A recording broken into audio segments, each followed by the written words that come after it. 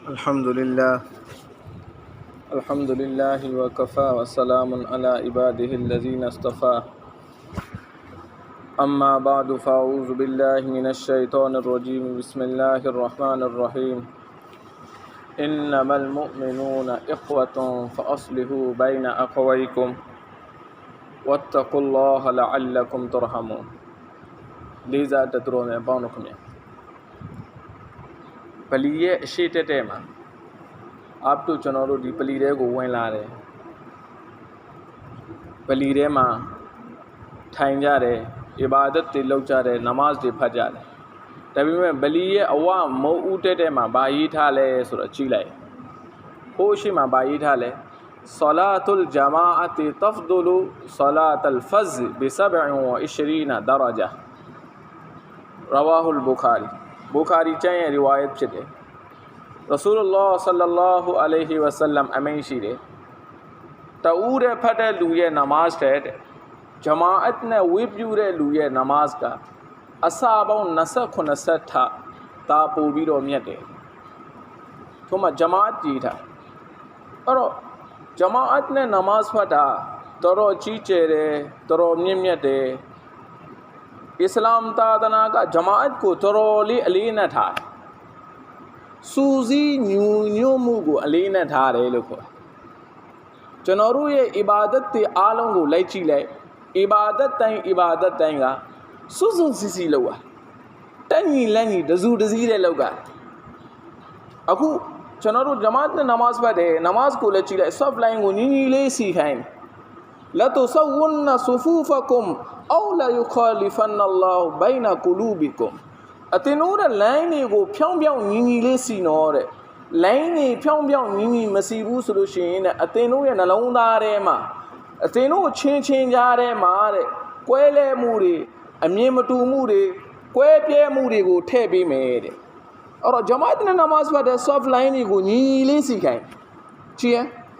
इस्लाम दादना सूजी न्यू मुगो बलाउटी अली न ठाल इबादत तंगो लचिले सूजी बोट तनी तन्यो थे नीन्यो स्वानी बोट अरौ बचनो में कुरान में अल्लाह अमीशिरे वा तसिमु बिहब्लिल्लाहि जमीआ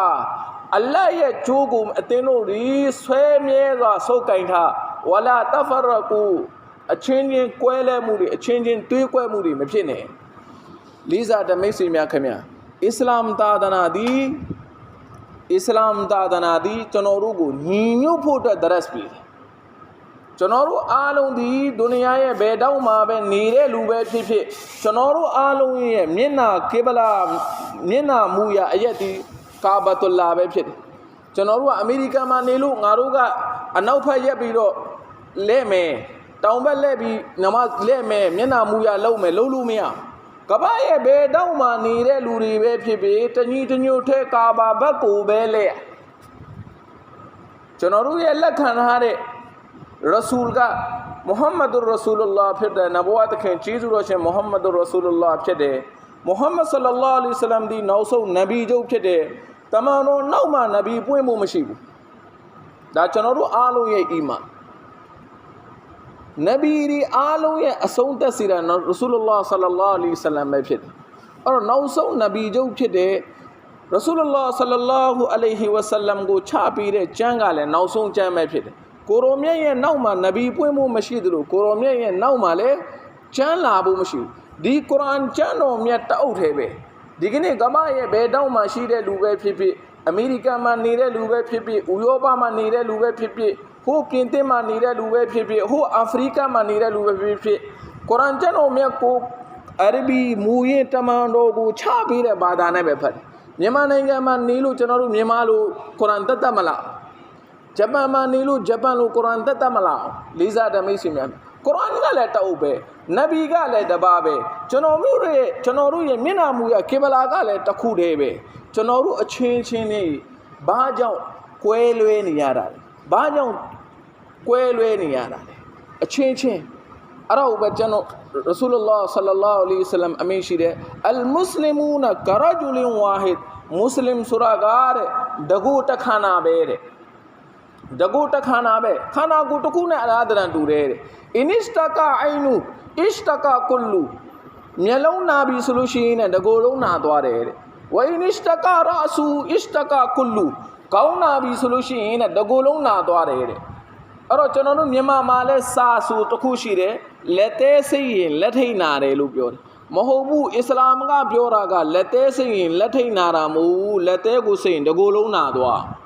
မွတ်စလမန်တယောက်ရဲ့နာကျင်မှုကနောက်တစ်မွတ်စလမန်တယောက်ရဲ့နာကျင်မှုပဲအဲ့တော့နောက်တဲ့ဟာဒီသ်တော်မှာဘူခါရီချမ်းမှာရီဝါယတ်ရှိတယ်အလ်မုစလင်အကွလ်မုစလင်အချင်းချင်းကညီနောင်ပဲလာယဇလီမူဟူမုစလင်အချင်းချင်းနိုင်တဲ့စီးနေမလုပ်ဘူးမတရားမလုပ်ဘူးဝလာယုစလီမူဟူမတရားလုပ်တဲ့ဇာလင်လက်ထဲကိုလည်းမအပ်ဘူးအဲ့တော့ကျွန်တော်မျိုးကုရ်အာန်ရဲ့အာယာတ်တွေကျွန်တော်ဖတ်ပြရင်မိုးလင်းသွားမယ်မွတ်စလမန်အချင်းချင်းညီညွတ်ဖို့အတွက်စီးလုံးဖို့အတွက်အစ္စလာမ်သာသနာကကျွန်တော်တို့ကိုအများကြီးစော်ဩထားတယ်အခုပဲကြည့်လေကျွန်တော်တို့အားလုံးဒီမှာပလီထဲမှာလာပြီးတစုတစည်းတဲ့စုစုစီစီနဲ့မလုပ်ဖို့လားဂျမာအတ်နဲ့နမတ်ဖတ်ဖို့လာတာဂျုမာနမတ်ဖတ်ဖို့လာကြတာအဲ့တော့ကျွန်တော်တို့ကဆရာကျွန်တော်တို့ကတူးတဲ့အိမ်ထဲမှာပဲဂျုမာဖတ်မယ်ရမလားဘယ်အဲ့လူရဲ့ဂျုမာမပိုင်ဘူးဒီမှာပလီထဲမှာလာပြီးဂျမာအတ်နဲ့စုစုစီစီဖတ်မှသာလဲခင်ဗျာကျွန်တော်ရဲ့ဂျုံမာပိုင်မှာကျွန်တော်ရဲ့ဘယ်တောက်မှာပဲနေနေဘယ်နေရာမှာပဲနေနေပလီကိုလာပြီးဂျမာတ်နဲ့စူစီရတာအဲ့ဒါကိုပဲပြောတာစူစီမှုမှာဘာကတ်ရှိတယ်စူစီမှုမှာဖဇီလက်ရှိတယ်ညီညွတ်မှုမှာဖဇီလက်ရှိတယ်ဒီကနေ့လေးစားတမိတ်ဆွေများခင်ဗျာကျွန်တော်တို့ကဘာနဲ့အဝမ်းမှာကြည့်လိုက်ကဘာနဲ့အဝမ်းမှာကြည့်လိုက်မွတ်စလမန်တွေရဲ့ဟာလာတွေကျွန်တော်တို့မြင်ရတယ်တွေ့ရတယ်ကြုံနေရတယ်မွတ်စလမန်တွေကနေရာတိုင်းမှာဖိနှိပ်မှုတွေခံစားနေရအဖက်မှမမွတ်စလမန်တွေကိုထိုးနှက်နေတယ်မွတ်စလမန်တွေကိုထိုးနှက်နေတယ်မွတ်စလမန်တွေကိုမဇလူမ်လုပ်နေတယ်အထူးသဖြင့်ပါလက်စတိုင်းမှာရှိတဲ့အမေအမတွေပါလက်စတိုင်းမှာရှိတဲ့မဇလူမ်တွေကျွန်တော်တို့နေ့တူကကြားနေရတယ်မြင်နေရတယ်ဘိုင်တမန်တော်ဆလ္လာဟူအလိုင်ဟီဝါဆလမ်ကကျွန်တော်တို့ကိုတကူတခါနာလို့ပြောလိုက်တယ်ပါလက်စတိုင်းမှာရှိတဲ့အမေတွေအမတွေရဲ့မျက်ရည်ကျတာကျွန်တော်ရဲ့အမေအမရဲ့မျက်ရည်ကျတာပါလက်စတိုင်းမှာရှိတဲ့ကလေးတွေမာဆူမ်အပြစ်မဲ့တဲ့ကလေးတွေရဆက်ဆက်အသက်ခံရတာကျွန်တော်ကလေးကအသက်ခံရတာပါလက်စတိုင်းမှာရှိတဲ့အိမ်ကြီးပြိုသွားတာအိမ်ကြီးဖြိုခံရတာကျွန်တော်အိမ်ဖြိုခံရတာကျွန်တော်တို့နဲ့သူတို့နဲ့ဘာတော်တာလဲရစ်တာအီမန်ရဲ့ရစ်တာတော်တာတဘောပေါက်လာမသိလေးစားတမိတ်ဆွေများခင်ဗျအဲ့တော့ကျွန်တော်တို့ဒီမိမိရဲ့ညီနောင်မွတ်စလမန်တွေနဲ့ပတ်သက်ပြီးတော့အနှိမ့်ဆုံးဒူအာမှာတရိယာရဆူလလာဆလလာလဟ်အလိုင်ဝါဆလမ်အမိန့်ရှိတယ်လူတစ်ယောက်ကဒူအာတောင်းတယ်တဲ့အဲ့ဒီဒူအာထဲမှာမိမိညီနောင်မွတ်စလင်တွေနဲ့ပတ်သက်ပြီးဒူအာမပိုင်အလ္လာဟ်ရှင်မအဲ့ဒီဒူအာကိုတန်းလန်းထားတာလက်မခံဘူးဘယ်အချိန်မှာမိမိညီနောင်မွတ်စလင်တွေနဲ့ပတ်သက်ပြီးဒူအာတောင်းလိုက်တဲ့အဲ့ဒီဒူအာကိုဘူလ်ဖြစ်သွားအဲ့တော့အနှိမ့်ဆုံးအစစ်မိမိညီနောင်မွတ်စလမန်ကိုဒူအာမှာတရိယာ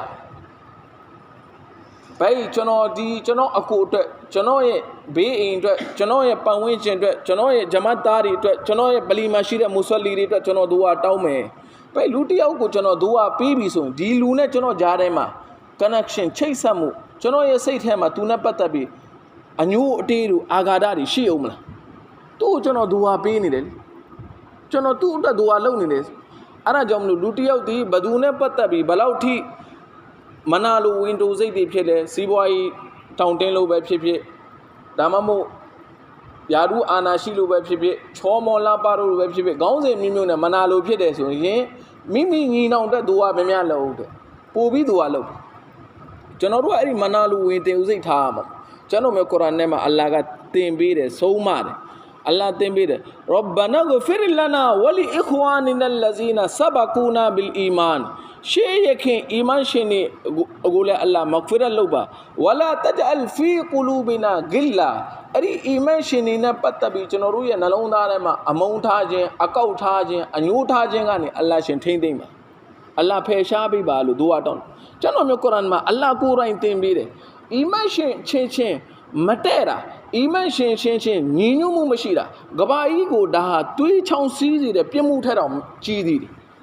ဒီကနေ့ကျွန်တော်တို့အခုပဲနားထောင်နေတယ်ဘယ်နေရာမှာထမလုံးဆိုတဲ့နေရာလားဘယ်နေရာလားအဲ့ဒီမှာပလီလည်းမရှိဘူးကျောင်းလည်းမရှိဘူးဘာမှလည်းမရှိဘူးဒါပေမဲ့နေရာလေးတစ်ခုရတယ်ဂျမာတ်နမတ်ဖတ်ခွင့်ရဘူးအဲ့ဒီနေရာကိုတယောက်နဲ့တယောက်အချင်းညီညွတ်မှုမရှိပဲပြက်စီးပြီးတော့တယောက်နဲ့တယောက်တိုက်ခိုက်ပြီးတော့တယောက်နဲ့တယောက်ခေါင်းစဉ်အမျိုးမျိုးတွေပေါ့နော်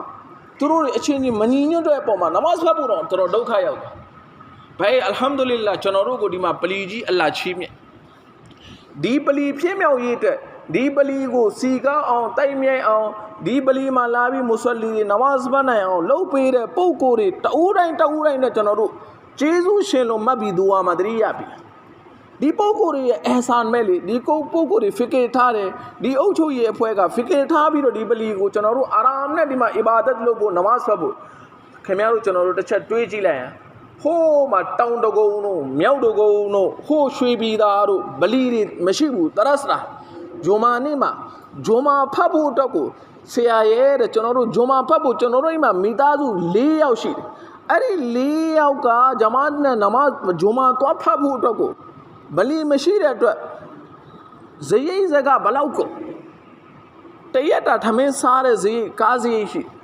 တချို့မွတ်ဆလမန်တွေတောင်တကုံတို့မြောက်တကုံတို့အဲ့လိုနေရာတွေမှာဂျိုမာတော့မဖတ်နိုင်ကျွန်တော်တို့ကိုအလ္လာဟ်ချီးမြှင့်ထားတယ်ဒီပလီကြီးချီးမြှင့်ထားတယ်ကျွန်တော်တို့အေးအေးချမ်းချမ်းဒီမှာနမတ်ဖတ်လို့ရတယ်အေးအေးချမ်းချမ်းအီဘာဒတ်လုပ်လို့ရတယ်ကျွန်တော်တို့နံပါတ်1တော့အလ္လာဟ်ကိုကျေးဇူးတင်ရမယ်နံပါတ်2ကကျွန်တော်တို့ကြားထဲမှာအဲ့လိုလူကြီးတွေကျွန်တော်တို့မွတ်ဆလမန်တွေကျွန်တော်တို့အချင်းချင်းကြားထဲမှာဂျဂရာတွေမလုံးနဲ့ဖေတနာတွေမလုံးနဲ့ပြဿနာတွေမလုံးနဲ့ညီညွတ်မှုကိုထိခိုက်စေတဲ့ဟာညီညွတ်မှုကိုပြတ်စည်းစေတဲ့ဟ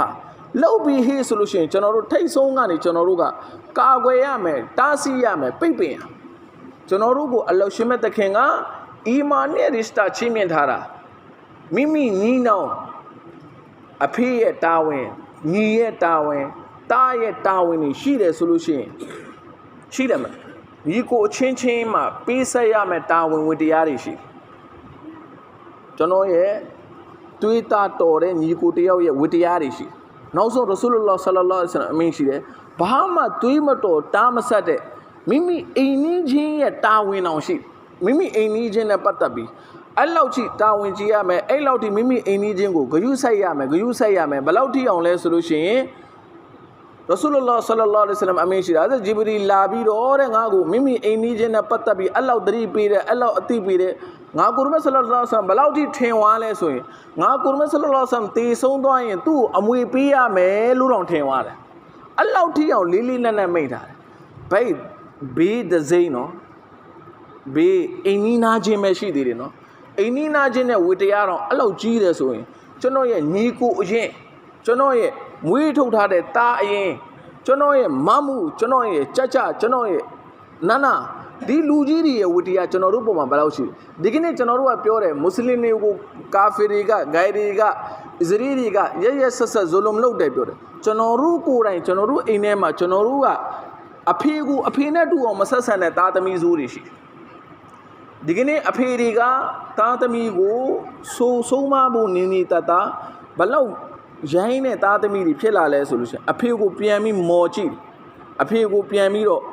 ့လုပ်တယ်ဒါဟာတော်တော်ကြီးမားတဲ့အလ္လာဟ်ရဲ့အဇပ်တွေဒီကနေ့အလ္လာဟ်အဇမိုင်းအလ္လာဟ်မင်းကလေးနေဘာကြောင့်လုပ်တာလဲအဇပ်တွေဘာကြောင့်ချတာလဲဒီကနေ့ကျွန်တော်တို့ဒီမိဘတွေကိုတန်ဖိုးမထားလို့လူကြီးတွေကိုတန်ဖိုးမထားလို့ကျွန်တော်တို့ဒီမိမိညီနောင်တွေနဲ့ပတ်သက်တဲ့တာဝန်ဝတ္တရားတွေကိုမချေပွန်တဲ့အပေါ်မှာအလ္လာဟ်ဘက်ကနေကျွန်တော်တို့ကိုဒီလိုတွေဒဏ်ခတ်မှုတွေလာအဲ့တော့အလ္လာဟ်ရှင်ကျွန်တော်တို့အားလုံးကိုထိမ့်သိမ့်တော်မူပါစေအဲ့တော့ကျွန်တော်ပြောချင်တာကမိမိရဲ့ပတ်သက်တဲ့လူတွေးမတော်တားမဆက်တဲ့လူတွေဝတ္တရားတွေတောင်ရှိတယ်ဆိုလို့ရှိရင်မိမိအိမ်နီးချင်းရဲ့ဝတ္တရားတွေတောင်တမန်တော်အဲ့လောက်ထိမာခဲ့တယ်ဆိုရင်ကျွန်တော်တို့မွတ်ဆလမန်ညီနောင်တွေနဲ့ပတ်သက်ပြီးဘာမှဝတ္တရားမရှိဘူးလားပို့ပြီးတော့ဝတ္တရားရှိတယ်ပို့ပြီးတော့မွတ်စလင်အချင်းချင်းကညီနောင်ဆိုတဲ့ဟက်ကိုတာဝန်ယူရမယ်တာဝန်သိဖို့လိုတယ်အဲ့တော့အကြီးမားဆုံးတာဝန်တွေထဲမှာဗာလဲမွတ်စလင်အချင်းချင်းညီညွတ်ရဒီကနေ့ကစပြီးတော့ကျွန်တော်တို့ဒီဘယ်မွတ်စလင်နဲ့ပတ်သက်ပြီးမှသူ့ရဲ့နောက်ကွယ်မှာသူ့အတင်းမပြောဘူးမွတ်စလင်အချင်းချင်းကြားထဲမှာသွေးကွဲစေတဲ့စကားအုပ်စုကွဲဂိုင်းကနာကွဲစေတဲ့စကားတွေလုံးဝမပြောဘူးကျွန်တော်တို့ညီညွတ်အင်ရှာအလ္လာဟ်ညီညွတ်မယ်မလားအလ္လာဟ်ရှင်ကျွန်တော်တို့အားလုံးကိုလက်ခံကဘူလ်ပြုတော်မူပါစေကျွန်တော်တို့ကိုအလ္လာဟ်ပလီကြီးချင်းမြင့်ထားတယ်ဒီပလီထဲမှာကျွန်တော်တို့ဒီအလ္လာဟ်ရဲ့အီဘာဒတ်ကိုကောင်းကောင်းလုပ်မယ်အလ္လာဟ်ကိုရှုကုရ်လုပ်မယ်ဒီပလီကိုစောက်လုပ်ပေးတဲ့ပါဝင်တဲ့ကူညီတဲ့လူတွေအားလုံးအတွက်လည်းဒူဝါမှာတရိရမယ်အင်ရှာအလ္လာဟ်တရိရမယ်ပြီးသွားပြီဆိုလို့ရှိရင်ဒီပလီကိုဘလို့တိုးတက်အောင်လုပ်ရမလဲငါတို့မွတ်ဆလမန်အချင်းချင်းဘလို့ညီညွတ်အောင်လုပ်ရမလဲ အဲ့ဒီမွတ်စလင်အချင်းချင်းညီညွတ်ဖို့ကကျွန်တော်တို့အတွက်ကနံပါတ်1အရေးကြီးဆုံးပဲအဲ့ဒါကိုပဲပြောတာဆလာတုလ်ဂျမာအတ်တဖဒူလ်ဆလာတ်အလ်ဖဇ်ဘီ27 ဒရဂျာဂျမာအတ်နဲ့ဝတ်ပြုတဲ့စူစီးပြီးတော့အချင်းချင်းစူစီးပြီးတော့ဝတ်ပြုတဲ့နမတ်ကတဲ့တူတဲ့ဝတ်ပြုတဲ့နမတ်ရဲ့အစာပေါင်း29ဆပိုမြတ်တယ်ရဆူလလာဆလလာဟူအလိုင်ဟီဝါဆလမ်အမိန့်ရှိတာအဲ့တော့ကျွန်တော်တို့အင်ရှာအလ္လာဒီကနေ့ကစပြီးတော့ကျွန်တော်တို့ရဲ့မွတ်ဆလမန်တွေညီနောင်တွေနဲ့ပတ်သက်ပြီးတော့မိမိပတ်ဝန်းကျင်နဲ့ပတ်သက်ပြီးတော့ကျွန်တော်တို့ရဲ့နှုတ်ကိုယ်စိတ်နှလုံးသုံးပါးလုံးကနေကျွန်တော်တို့ဒီစိတ်ဒုက္ခပေးခြင်းကိုယ်ဒုက္ခပေးခြင်းအမှုရာနဲ့ဒုက္ခပေးခြင်းကနေကျွန်တော်တို့အားလုံးထိမ့်သိမ့်မယ်အင်ရှာအလ္လာထိမ့်သိမ့်မယ်မလားကျွန်တော်တို့ရဲ့နှုတ်တွေကိုကျွန်တော်တို့ထိမ့်သိမ့်ရမယ်ဒီနှုတ်တွေကြောင့်ပဲအချင်းချင်းချစ်နေတဲ့နေရာကွဲသွားတယ်အချင်းချင်းတငယ်ချင်းအရင်ဒီနှုတ်ကြောင့်ဖြစ်သွားတာအဲ့တော့ကျွန်တော်တို့နှုတ်တွေကိုကျွန်တော်တို့စီးထားရမယ်ကောင်းတဲ့စကားပြောမယ်ညီညွတ်စေတဲ့စကားပြောမယ်စီးလုံးစေတဲ့စကားပြောမယ်တွေးကွဲစေတဲ့စကားပြောပြီးဟေးဆိုလို့ရှိရင်ကျွန်တော်တို့ပြည့်စုံဟဇရတ်အဘူဘကာဆစ်ဒီကရဒီအလ္လာဟူတာလာနုတခင်ကမနက်မိုးလင်းလာတာနဲ့ဒီရှာကိုဆွဲထုတ်ပြီးပြောအေးရှာမင်းကြောင့်နဲ့ငါရဲ့ခန္ဓာကိုယ်တစ်ခုလုံးပြည့်စည်သွားမယ်မင်းဒီနေ့ကမနက်မိုးလင်းတာနဲ့ဒီနေ့တစ်နေ့လုံးမင်းမမှန်ကန်ကန်ပြောမယ်မမှန်ကန်ကန်မင်းနှုတ်ကနေထွက်တဲ့စကားလုံးတစ်လုံးနဲ့တစ်လုံးသားမှန်ပါစေဆိုရှာကိုဆွဲထုတ်ပြီးတော့ဟဇရတ်ဆစ်ဒီကအက်ဘာကအဲ့လိုရှာကိုဆွဲထုတ်ပြီးအမိန့်ရှိတယ်အဲ့တော့ကျွန်တော်တို့ရှာကမမှန်တော့ဘူးနှုတ်ကမမှန်တော့ဘူးဆိုလို့ရှိရင်ဘာဖြစ်ပြီလဲကျွန်တော်ရဲ့ခန္ဓာကိုယ်ကမမှန်တော့ကျွန်တော်ရဲ့အကြည့်တွေမမှန်တော့တယောက်နဲ့တယောက်အမြင်မကြည့်မှုဒီနှုတ်ရှာကြောင့်ပဲကျွန်တော်တို့ပျက်စီးတာအဲ့ဒါကြောင့်ရဆူလလာဆလလာလဟ်အလัยဟိဝါစလမ်ကျွန်တော်တို့ကိုဟာဒီသ်တော်မှာအမိန့်ရှိတယ်မာဘိုင်နာလဟယဝမာဘိုင်နာရီဂျလိုင်ပေါင်နှလုံးကြားမှာရှိတဲ့အရှက်နဲ့ပဇောင်နှစ်ခုကြားထဲမှာရှိတဲ့ဒီရှာကိုထိမ့်သိမ်းရင်အဇမနူလဟူလ်ဂျန်နာအဲ့လူကိုငါကိုရမဆလလာဟူအလိုင်ဝါဆလမ်ဂျန်နတ်ပေးဖို့ငါကိုရမဆလလာဟူဆလမ်တာဝန်ယူတယ်ဒီကနေ့ကျွန်တော်တို့နှုတ်တွေမထိန်တော့အဖေနဲ့လည်းအစင်မပြေအကိုနဲ့လည်းအစင်မပြေပတ်ဝန်းကျင်နဲ့လည်းအစင်မပြေညီကိုအချင်းချင်းလည်းအစင်မပြေအဲ့တော့ကျွန်တော်တို့နှုတ်တွေကိုကျွန်တော်တို့ထိန်မယ်ကျွန်တော်တို့ကောင်းတဲ့စကားပဲပြောမယ်ကျွန်တော်တို့အမြဲတမ်းလို့ညီညွတ်တဲ့စကားပဲပြောမယ်အဲ့တော့ကျွန်တော်တို့ရဲ့နှုတ်ကနေထွက်လာတဲ့စကားကြောင့်အီမန်ရှင်တယောက်ဘဝပြောင်းလဲသွားကျွန်တော်တို့ရဲ့နှုတ်ကနေထွက်တဲ့စကားတစ်ခုကြောင့်အီမန်ရှင်အချင်းချင်းညီညွတ်သွားမယ်ချစ်ခင်မှုတွေတိုးလာရမယ်လေးစားတမိတ်စီခင်ဗျာ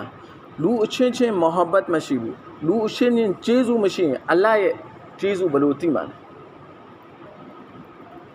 အဲ့တော့အလ္လာဟ်ကိုချစ်ဖို့ဆိုတာတော်တော်ကြီးမားတဲ့အဆင့်တန်းအလ္လာဟ်ရဲ့အချစ်ဆိုတာကတော်တော်ကြီးမားတဲ့အဆင့်အလ္လာဟ်ရဲ့မဟာဘတ်ရဖို့ဆိုတာတော်တော်ကြီးမားတဲ့အဆင့်ရှိုက်ခ်အဗ်ဒူလ်ကာဒီရ်ဂျီလာနီရာဟ်မတ်တူလာဟီအလိုင်ပီရာနီပီရ်ရှိုက်ခ်အဗ်ဒူလ်ကာဒီရ်ဂျီလာနီရာဟ်မတ်တူလာဟီအလိုင်အခုလိုမင်ဘာပေါ်မှာထိုင်နေတဲ့အချိန်မှာအမျိုးသမီးတယောက်ရောက်လာပီရာနီပီရ်ဟဇရတ်ရှိုက်ခ်အဗ်ဒူလ်ကာဒီရ်ဂျီလာနီကိုအမျိုးသမီးတယောက်ကရောက်လာတယ်ရောက်လာပြီးတော့ဘာပြောလဲဆိုတော့ဘာရှိကာယတ်လုပ်လဲဆိုတော့ကျမရဲ့လင်းတော်မောင်ကျမရဲ့ယောက်ျားကတဲ့နောက်မရယူဖို့အတွက်ကိုတဲ့သူကပြောနေတယ်နောက်မရယူဖို့အတွက်ကိုသူပြောနေတယ်တဲ့ဘသူပြောတာဟာရှိုက်ခ်အဗ်ဒူလ်ကာဒီရ်ဂျီလာနီပီရာနီပီဆပ်ကိုလာပြောတယ်ဆရာကြီးတဲ့သူတော်စင်ကြီးတဲ့ပီရာနီပီဆပ်အဲ့တော့ဒီပုဂ္ဂိုလ်ကိုကျမကနေကာလုပ်ပြီးတဲ့ကဘယ်လောက်ဒီခစ်မတ်လုပ်တယ်ဘယ်လောက်ဒီဂရုဏာထားတယ်ဘယ်လောက်ဒီသူ့အတွက်ပေးဆက်တယ်ဇရေးတယ်အခုသူနောက်မင်းမယူဖို့ကျမကိုပြောနေတယ်ဟဇရတ်ဒရိုဇင်ကြီးပီရာနီပီဆပ်ကျမလေးပါရဒါရှိလို့ကျမဆရာကြီးကိုကျမမျက်နှာမပြတာကျမမျက်နှာအဲ့လိုဖယ်လိုက်ပါရဒါကိုဖယ်လိုက်ရင်ကျမဘယ်လောက်ချောလဲကျမဘယ်လောက်လှလဲဆရာကြီးကိုယ်တိုင်သူ့ကိုပြောလိမ့်မယ်ဒီလူယူနေလို့နောက်မင်းမယူမယ်လို့ပြောမှာဒီလောက်လှပြီးဒီလောက်ချောမောလှပတဲ့မင်းကလေးတယောက်ကိုရှိပါလေနဲ့သူနောက်မင်းမယူဖို့ပြောစရာလားလို့ဆရာကြီးကိုယ်တိုင်ပြောလိမ့်မယ်ရှိုက်ခ်အဗ်ဒူလ်ကာဒီရ်ဂျီလာနီကိုလာပြောတာဟဇရတ်ရှိုက်ခ်အဗ်ဒူလ်ကာဒီရ်ဂျီလာနီကဒီမိန်းမဒီအမျိုးသမီးရဲ့နှုတ်ကထွက်တဲ့စကားလေးကြားတာနဲ့သတိလစ်ပြီးလဲပြီးမိရောတပည့်တွေကထူထောင်ပြီးတော့ဆရာကြီးကိုသူတော်စင်ကြီးကိုရှိုက်ခ်အဗ်ဒူလ်ကာဒီရ်ဂျီလာနီကိုကြည့်တယ်ဆရာကြီးဘယ်သူနဲ့မှစကားမပြောဘူး asr namaz ဖတ်တယ် maghrib namaz ဖတ်တယ် isha namaz ဖတ်တယ်နော်မာမူလာတေလုပ်တယ်အလ္လာအလ္လာလုပ်တယ်ပြန်လာတယ်တရက်နဲ့ရက်နေတော့ဘယ်သူနဲ့မှစကားမပြောဆေးကြီးဘာဖြစ်သွားတာသူတော်စင်ကြီးဘာဖြစ်သွားတာဆေးကြီးမိဘာမဟုတ်တဲ့ပေါ့မိန်းမတယောက်ရဲ့စကားလေးနဲ့ဆေးကြီးမိမာပြီးတော့သူတော်စင်ကြီးကမိမာပြီးတော့တခါတည်းကျွန်တော်တို့ကိုကျမတို့ကတော့ဂယုမဆိုင်တော့ဘူးမိတ်ဆွေတွေကိုတော့ဂယုမဆိုင်တော့စကားတော့မပြောတော့ဘူးလားမဟုတ်ဘူးတဲ့ဒီလိုမိန်းမဘာမှမဟုတ်တဲ့မိန်းမအောင်ငါဘာဖြစ်လို့သူ့စကားကိုငါအေးယူအဖက်ယူဒီလိုစကားမျိုးနဲ့ငါဘယ်လိုအဆက်ဖြစ်နိုင်မှာဒီမိန်းမအဲ့လိုပြောတဲ့အချိန်မှာတဲ့အလ္လာဟ်ဘက်ကနေတိုက်ရိုက်အီလဟမ်ချတယ်အလ္လာဟ်ဘက်ကနေတိုက်ရိုက်အီလဟမ်ချတယ်ဘာချလဲ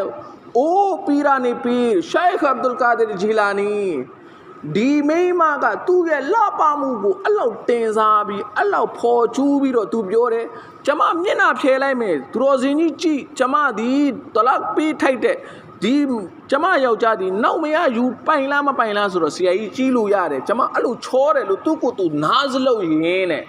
အိုးပီရာနေပီရှိုက်ခ်အဗ်ဒူလ်ကာဒီရ်ဂျီလာနီငါအလ္လာဟ်ဒီလိုပရဒါဖယ်လိုက်မယ်ငါအလ္လာဟ်ရဲ့ဒီဒါရီအီလာဟီငါအလ္လာဟ်ဘလောက်ချောလဲဘလောက်ချစ်စရာကောင်းလဲအဲ့ဒါကိုမင်းတို့တွေးသွားရင်းနဲ့ဒုနီယာမှာအားလုံးသတိလေးမဲ့မျောပြီးတော့အသက်ဆုံးသွားမယ်ဒုနီယာမှာအလ္လာဟ်ကိုမြင်လို့မရဘူးဒီဒါရီအီလာဟီဂျန်နတ်ရောက်ရင်ကျွန်တော်တို့အလ္လာဟ်ကိုဖူးမြော်ခွင့်ရအလ္လာဟ်ရဲ့အချစ်အလ္လာဟ်ဘလောက်ချစ်ဖို့ကောင်းတဲ့အရှင်လဲဆိုတော့ဒီကနေ့ဒီလောက်ကြီးကျယ်တဲ့အလ္လာဟ်ရဲ့ချစ်စရာကောင်းတဲ့အလ္လာဟ်ကိုကျွန်တော်တို့အလ္လာဟ်ရဲ့အမိန့်ကိုကြောခိုင်းပြီးတော့ဒီလောက်ချစ်ဖို့ကောင်းတဲ့အလ္လာဟ်ကိုကျွန်တော်တို့ကလစ်လူရှုပြီးတော့ဒုနီယာရဲ့မပြောပါတော့တဲ့အကျိုးမြတ်လေးတွေအတွက်နဲ့ကျွန်တော်တို့အီမန်ကိုရောင်းစားနေတယ်ကျွန်တော်တို့နမတ်ကိုလွတ်လိုက်တယ်ဇစ်ကရ်ကိုလွတ်လိုက်တယ်တီလာဝတ်ကိုလွတ်လိုက်တယ်ကျွန်တော်တို့အချင်းချင်းကြားထဲမှာညီကိုအချင်းချင်းကြားထဲမှာအမုန်းတွေတရားတွေဖြစ်လာတယ်ဒီလောက်ချစ်စရာကောင်းတဲ့အလ္လာဟ်ကိုကျွန်တော်တို့ဒီဒါဖြစ်ရမယ်အင်ရှာအလ္လာကျွန်တော်တို့ဒီအလ္လာဟ်အချစ်ရဖို့အတွက်အလ္လာဟ်ကိုဒီဒါဖြစ်ဖို့အတွက်ကိုကျွန်တော်တို့ဒီနဖ်ဆာနီခါအီရှာတ်လို့ခေါ်တဲ့အလ္လာဟ်မကြိုက်တဲ့ဟာတွေအလ္လာဟ်ရှောင်ခိုင်းတဲ့ဟာတွေကျွန်တော်တို့ရှောင်လိုက်မယ်ဆိုကျွန်တော်တို့အလ္လာဟ်ရဲ့ဒီဒါအလ္လာဟ်ကိုဖူးမြော်တဲ့နေ့ကျရင်ကျွန်တော်တို့အဲ့လောက်ထိနီးနီးကပ်ကပ်အလ္လာဟ်ကိုဖူးမြော်ခွင့်ရတယ်အဲ့တော့လေးစားတဲ့မိတ်ဆွေများခင်ဗျာကျွန်တော်တို့ရဲ့အလ္လာဟ်ဝါလာတွေသူတော်စင်တွေကကျွန်တော်တို့ကိုကျွန်တော်တို့ရဲ့ဘဝကြီးတစ်ခုလုံးမွေးတဲ့ကနေတည်တဲ့အထိဘယ်လိုရှောက်လန်းရမလဲလမ်းစဉ်တွေကျင့်ကြံမှုအားထုတ်ဖို့ကျွန်တော်တို့ကိုလမ်းညွှန်ခဲ့တယ်ရဆူလုလ္လာဟ်ဆလ္လာလာဟ်အလိုင်းဝါဆလမ်ကျွန်တော်တို့ကိုလမ်းညွှန်ခဲ့တယ်အချိန်တိုင်းမှာကျွန်တော်တို့ဒီရဆူလုလ္လာဟ်ဆလ္လာလာဟ်အလိုင်းဝါဆလမ်ရဲ့မုဟဘ္ဘတ်အချစ်ထားရ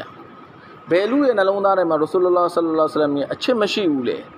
အဲ့လူကစစ်မှန်တဲ့အီမန်ရှင်ဘယ်နည်းနဲ့မှမဖြစ်နိုင်ဘူးလာယူမီနူအာဟာဒုကုမဟတ်တာအကူနာအဟဘ်အီလိုင်ဟီမင်ဝါလီဒီဟီဝဝလဒီဟီဝန်နာစီအဂျမိုင်